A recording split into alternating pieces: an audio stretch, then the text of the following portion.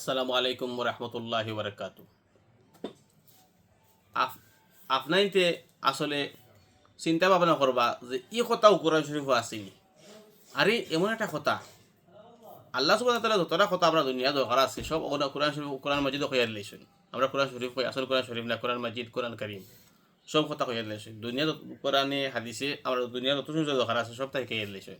আমরা যাচাই বাছাই করে তুকাই না গতিকে আল্লাহ সুবহানাহু ওয়া তাআলা যে সূরা আল হুমাজা, আসল শব্দ নাম হলো হুমাজা, কিন্তু আমরা কই সূরা ওয়াইলুল্লি, আমরা গাঁও ভাষায় কই ওয়াইলুল্লি আর কি। ওয়াইলুল্লি কইলে জলদি বুঝবাইন। তো এই সূরার মাঝে কইলে আল্লাহ সুবহানাহু ওয়া তাআলা কইরা দুর্ভাগ্য তাদের যারা মানুষের সামনে এবং পিছনে নিন্দা করে, মানুষের সামনে এবং পিছনে নিন্দা করে তাদের দুর্ভাগ্য, মানে তারা মানে বরবাদি। আচ্ছা যাক, দুসরা আয়াত আল্লাহ সুবহানাহু কইরা যে তারা ও এরা এরা বরবাদি যারা টেকা গণনা করিয়া খালি রাখে মনে করে তারা টেকায় তারা সারা খামাই যাব। আসলে বস্তু তো ইলা নাই, তার টেকায় সারা খামাইতো নাই।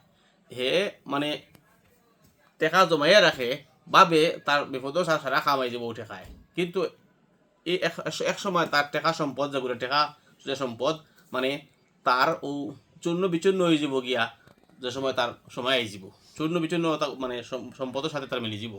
এইটা তারা কোনো কাজে আসবে না। যেগুলা হে আগে বালা কাজের রাস্তা ইউজ করছে ওগুলোও কামো লাগবো, এছাড়া কামো লাগতো না।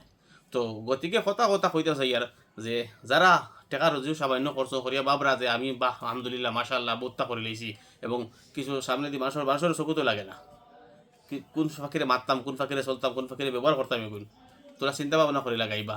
আর ও আয়াতগুলো চাইবা, সারা করে না পারলে দুই তিন আয়াত করে চাইলে বুঝতাই কিনিবা, বুঝতা বুঝি লিবা। আল্লাহ কিতালে কি ইল্লা এর কারণ আছে। আপনার যাচাই বাছাই করলে সবটা বুঝতে পারবা, একবারে সহজ।